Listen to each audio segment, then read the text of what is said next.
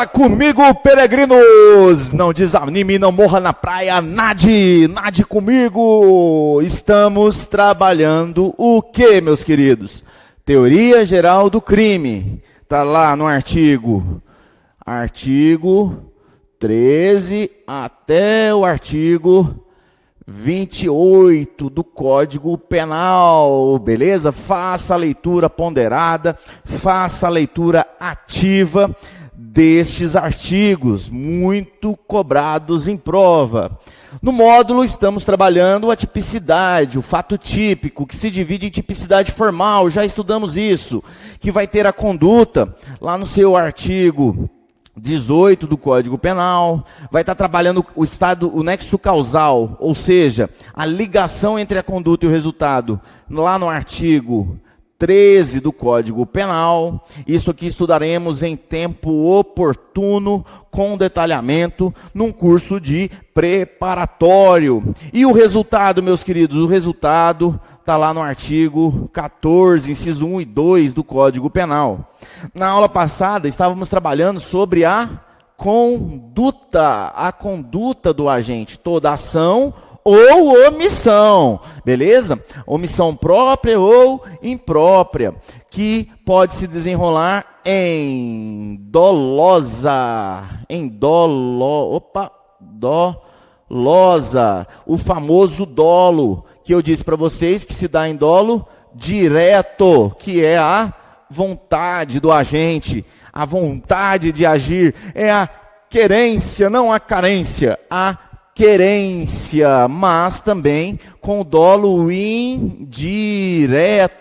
Esse dolo indireto aqui é um pouco mais cobrado, porque ele trabalha a assunção do risco. A pessoa não quer objetivamente cometer o crime, mas ela assume aquele risco através de suas condutas, beleza? E esse dolo indireto pode ser alternativo, quando se tem a alternância, a vontade ou assunção do risco de dois ou mais dolos. E temos também ele na sua forma indireta eventual, que a pessoa não quer objetivamente cometer aquele delito, não quer cometer aquele crime e consegue através de suas condutas, pois há a assunção do risco. Exemplo mais prático da nossa doutrina seria lá no CTB, Lei 9.503 de 97, Lei 9.503 de 97, a embriaguez ao volante.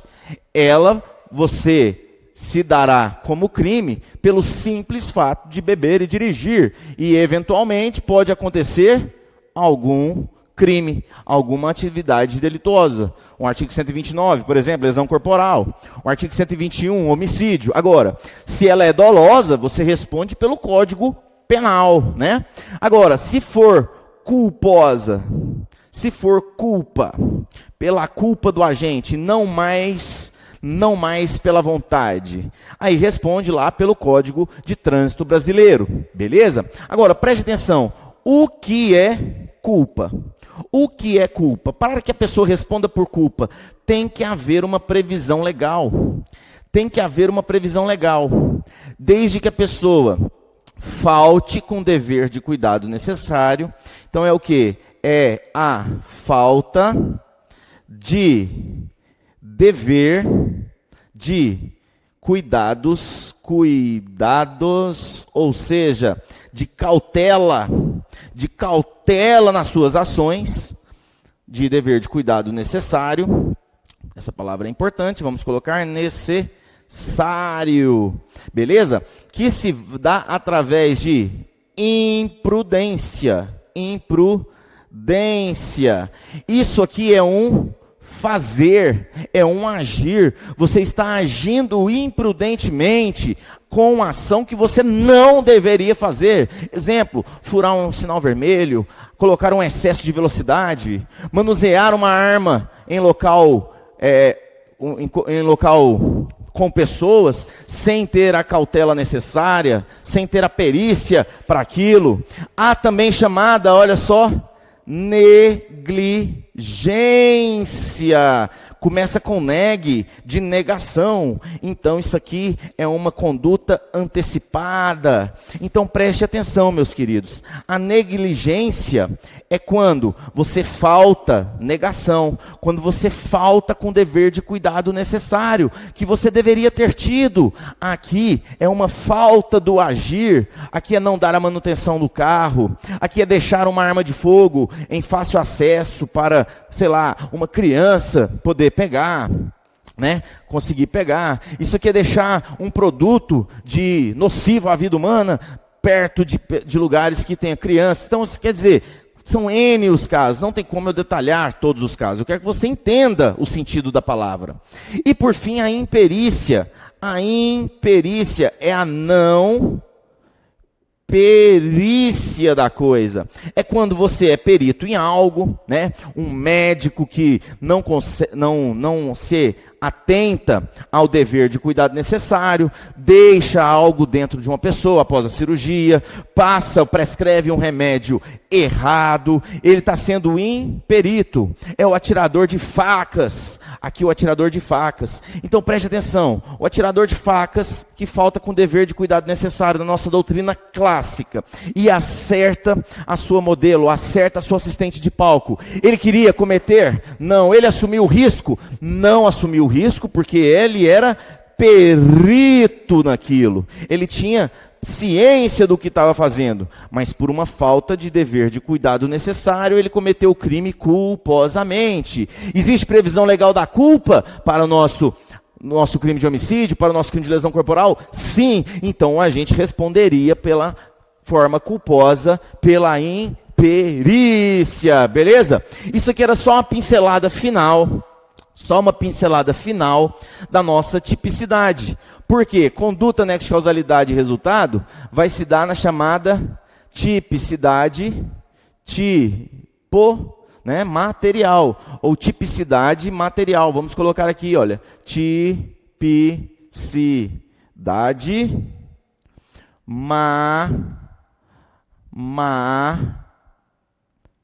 última forma, material, isso mesmo, isso aqui é a tipicidade material, que unida à chamada tipicidade conglobante, que vamos analisar a união dessa tipicidade à sua antinormatividade. E agora vamos passar para o próximo tópico de aula. Vamos passar para o próximo tópico de aula e analisarmos os artigos. Preste atenção, vá para os artigos 23, 24 e 25. Trabalharemos agora a ilicitude do fato. É isso aí, meus queridos.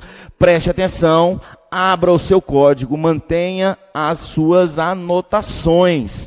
Não desperdice tempo de aula. Faça as suas anotações para facilitar a possível revisão que você irá fazer periodicamente, beleza? Olha só, o que é a ilicitude do fato? O que é ser um fato ilícito?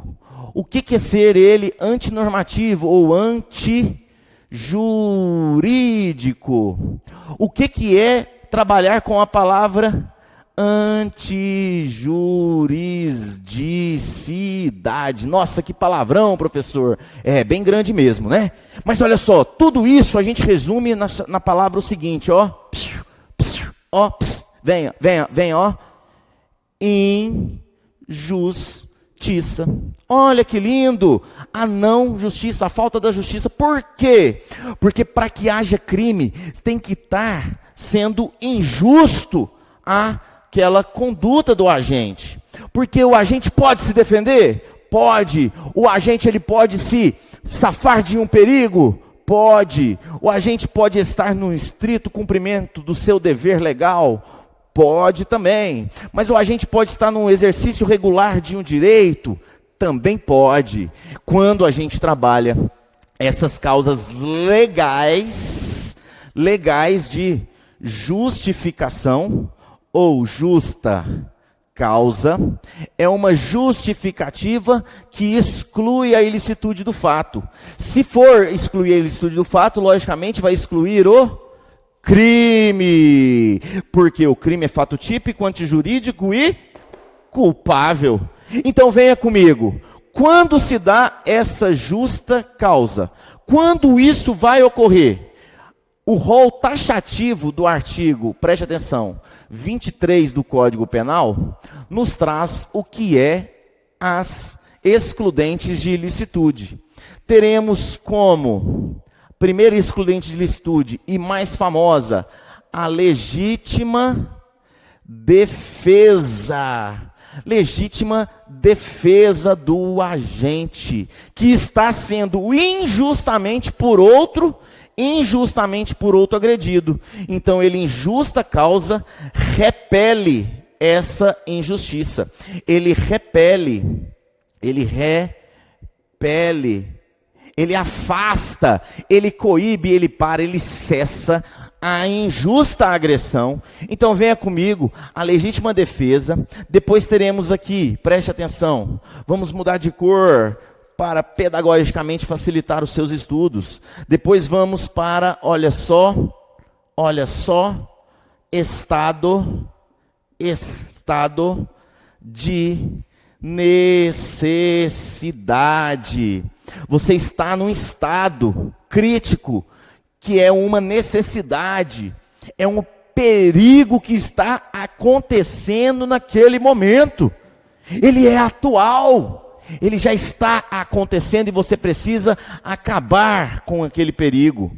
Agora, preste atenção, no inciso 3 vai ter aqui duas excludentes de ilicitude.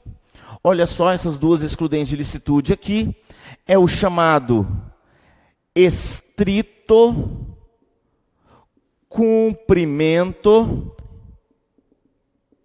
do dever legal. Isso, a lei está trazendo uma obrigação de ser feita, mas também temos o chamado exercício regular de direito. Exercício regular de direito. Vamos analisar cada caso, beleza? Olha só, a legítima defesa está lá no artigo 25 do Código Penal, a sua descrição legal, explicando o que é uma legítima defesa.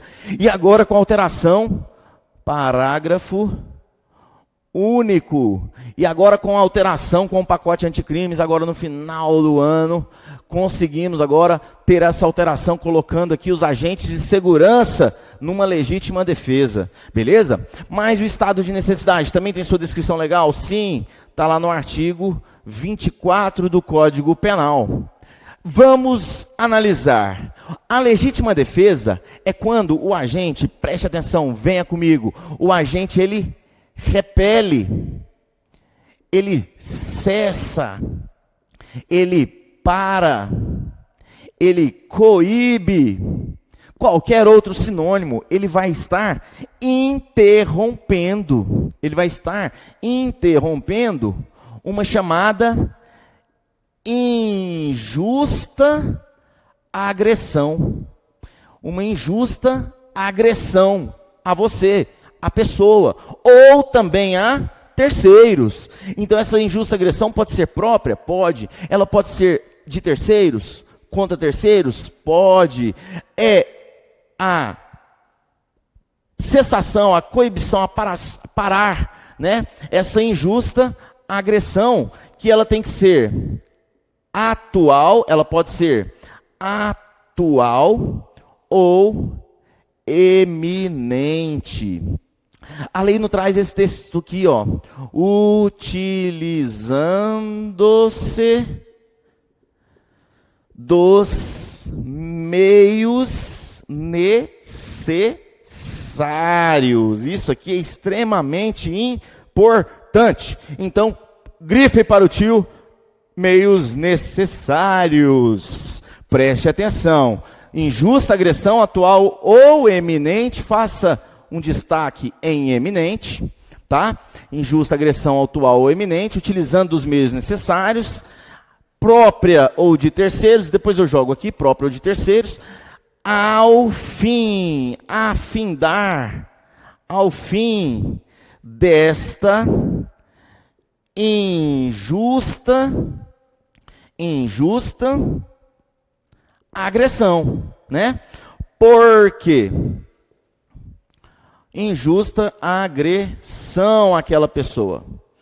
Porque, meus queridos, vai ter aqui uma observação importante daqui a pouquinho, beleza? Mas venha comigo, preste atenção agora.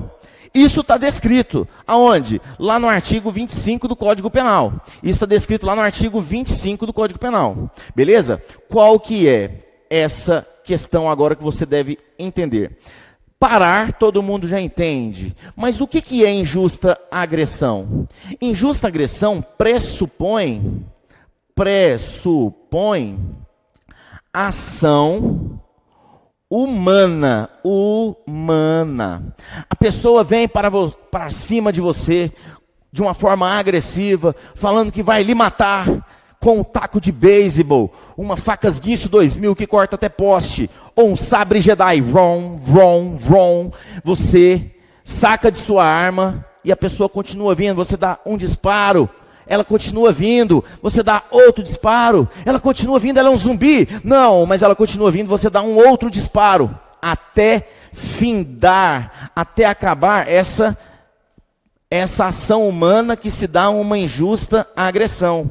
Agora, essa injusta agressão pode ser decair em cima de você mesmo, é uma injusta agressão a você, uma injusta agressão própria, ou de terceiros. Você está defendendo a vida, a integridade física de outrem, beleza? Agora, essa injusta agressão pressupõe ação humana. Eu quero que você grave muito bem isso. Essa injusta agressão pressupõe ação humana. Ela pode ser atual, ou seja, está acontecendo, ou ela pode ser eminente, estar prestes a acontecer. Estar prestes a acontecer. Então ela está prestes a acontecer. Agora, eu vou utilizar de uns meios necessários. Isso aqui colocaremos como proporcionalidade e também razoabilidade. Proporcionalidade está ligada aos bens jurídicos, que a gente deu lá no primeiro dia de aula. O que é bens jurídicos? São os objetos jurídicos que a lei visa proteger. Por exemplo, a vida. Então, eu estou repelindo com uma tipicidade de homicídio, proporcionalmente à minha vida ou de outrem, em detrimento à vida de quem está agindo na injustiça. Então, come here, venha comigo, olha só, proporcionalidade é a balança da justiça entre os bens protegidos. Eu posso acabar com a vida para proteger um patrimônio? Óbvio que não, fere a proporcionalidade. Mas eu posso acabar com um patrimônio para proteger uma vida? Yes! É isso que eu quero que você entenda, uma proporcionalidade dos objetos jurídicos. E o que vem ser razoabilidade? Você agir com a sua razão, você agir com inteligência. Imagine só, para matar uma baratinha na sua casa, eu coloco uma dinamite e explodo a casa. Não há uma razoabilidade. Então, os meios necessários para interromper essa injusta o quê? A agressão. Agora, preste atenção. Se acabou a injusta agressão e eu continuo agindo, eu continuo dando disparos, eu continuo batendo, eu continuo fazendo a minha ação de justa causa, ela se torna injusta. Observação: o excesso sempre mesmo será, o excesso sempre será punível. O agente vai responder pelo excesso, punível dolosamente. Dolosamente. E o excesso também será punível de forma. O excesso também será punível de forma culposa, se houver para aquele crime uma previsão da culpa, uma previsão legal da culpa. Essa observação é a cereja do bolo, é a mais importante, porque a prova vai te trazer a historinha em quadrinhos, ela vai te trazer a historinha gostosa de se ler, em que você terá que interpretar se houve excesso ou não. Por exemplo, Melville, no intuito de matar Tício, dolo de vontade, e ele sai em disparada, dando tiros ao Melville, última forma, ao Tício. Neste momento, Tício saca de sua arma e alveja 2 tiros no peito.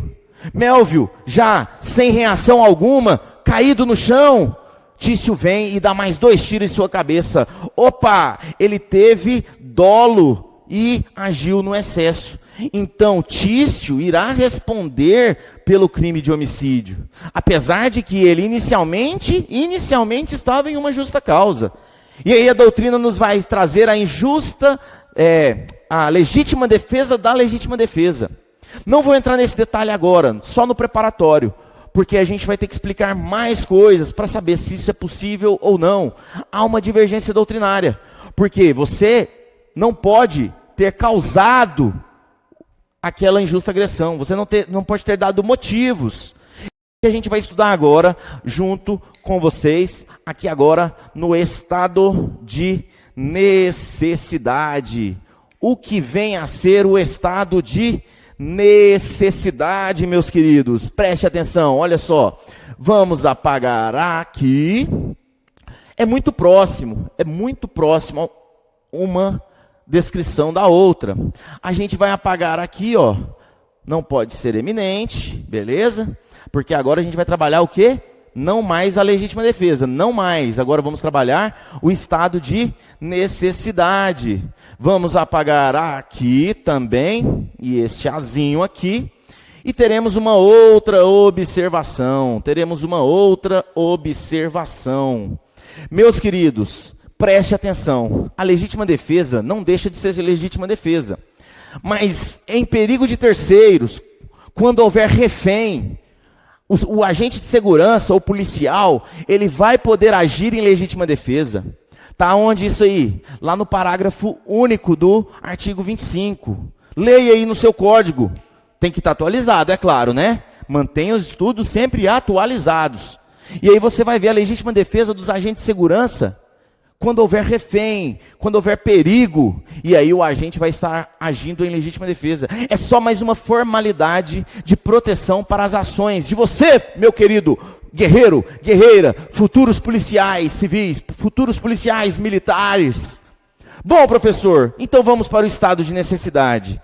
O estado de necessidade é quando o agente repele, ele coíbe, ele para, ele está impedindo um perigo atual. Agora circula em atual. Liguem, perigo atual, utilizando do meio necessário ao fim deste perigo. Olha só. Agora, o que é um perigo? Um perigo, você está em uma justa causa, mas o perigo não pressupõe ação humana. O perigo não pressupõe ação humana. Coloquem aí, ó. Não pressupõe ação humana. O perigo é um estado da natureza, é uma calamidade, um desastre, é um naufrágio de um navio, é um acidente, é inúmeras outras coisas. Agora, ele só pode ser apenas, exclusivamente atual. Não cabe a previsão do perigo. Se você pudesse prever o perigo, você o evitaria e não o enfrentaria. E isso é o que a doutrina nos diz em relação dele ser apenas atual. Aqui não cabe a premonição. Isso aí deixa lá para os filmes de terror. Agora venha comigo. Continua tendo que utilizar-se dos meios necessários? Sim. Tem que ser proporcional aos bens jurídicos? Sim. Tem que haver a mesma razoabilidade de sempre? Sim. Ao fim deste perigo. Porque o excesso aqui embaixo que eu apaguei, coloca idem à legítima defesa.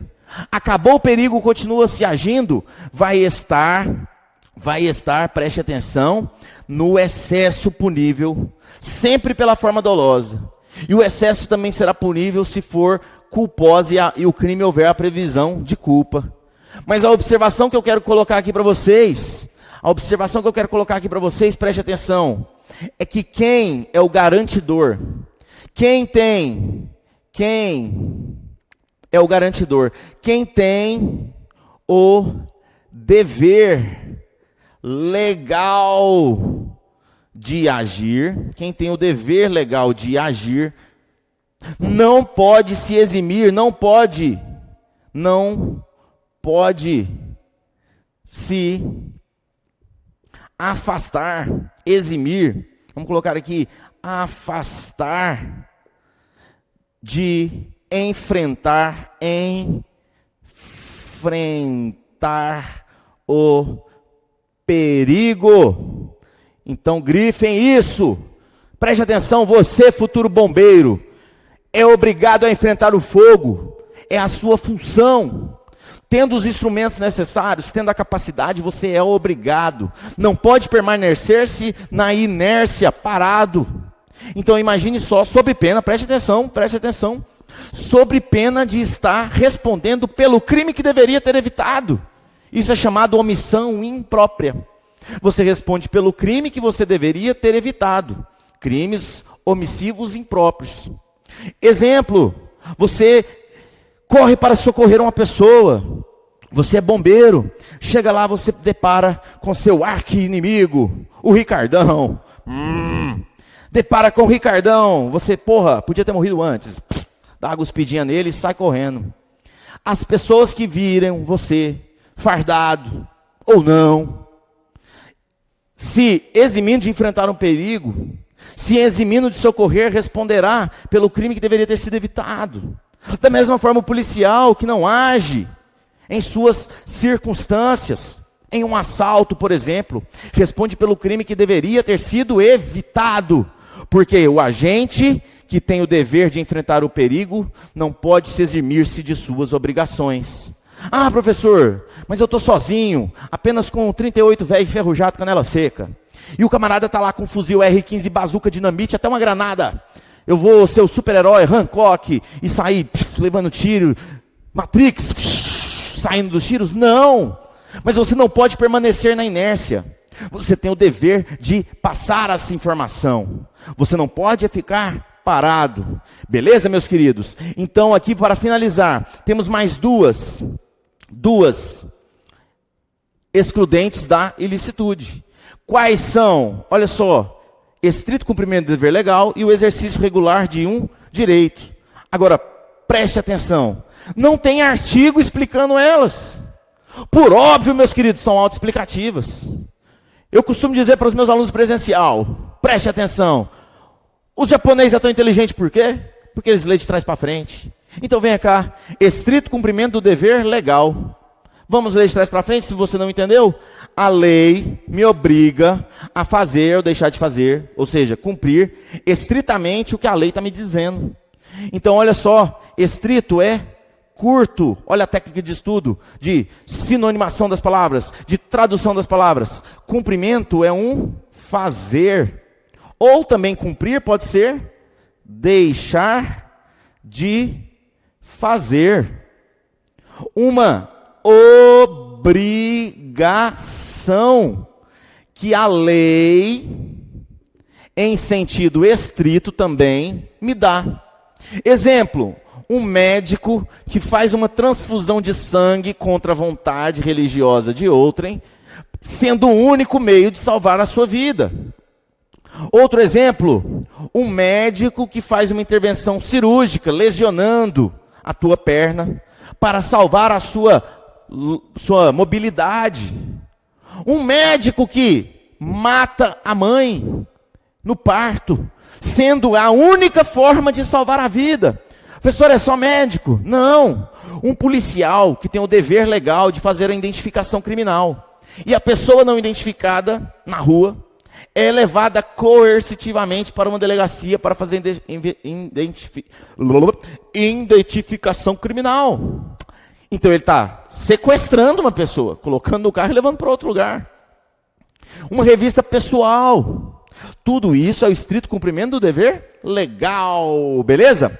E o exercício regular de direito é igualim que nem. É equivalente a parecido. Exercício é um fazer ou também deixar de fazer. É um fazer ou deixar de fazer. O que regularmente, habitualmente, o que habitualmente, em que habitual, corriqueiro, em que faça parte do seu regular exercício profissional, que é um direito. Direito é dever? Não, mas é uma possibilidade. Quando um tatuador fere a sua pele, dói, para colocar a tinta aqui debaixo da pele. Ele está me lesionando, sim ou não? Tipicamente falando, caput do artigo 129, claro que sim. Mas ele vai responder por crime de lesão corporal? Óbvio que não, porque ele está no exercício regular de um direito. Agora, lembrando, aquela parte do excesso, o excesso sempre será punível de forma culposa. E será punível sempre será punível de forma dolosa. E sempre será punido de forma culposa se houver previsão legal. Cabe tanto à legítima defesa, quanto ao estado de necessidade, quanto ao estrito cumprimento do dever legal, quanto ao exercício regular de direito. Então, se o agente age no excesso, ele também será punido. Maior exemplo aqui, né? Ó, o tatuador, ó. Sou ladrão e vacilão. Tatuou contra a vontade. Acho que era até menor de idade, um moleque, contra a vontade dele. Tatuar alguém é tipicamente crime? Sim. Mas vai ser crime? Não. Mas neste caso houve excesso doloso, então o agente será punido. Então aqui a gente pode criar milhares de exemplos para explicar uma a uma. E como você vai fazer isso? Resolvendo as questões de prova. Que aí você vai identificando, através da prática, a diferenciação prática do que é cada uma dessas. Vá para as questões, vá para o fórum, tire dúvidas conosco, repita o vídeo, faça exercícios e vamos em frente. Confio em vocês. Vocês confiam em mim? Eu confio em vocês.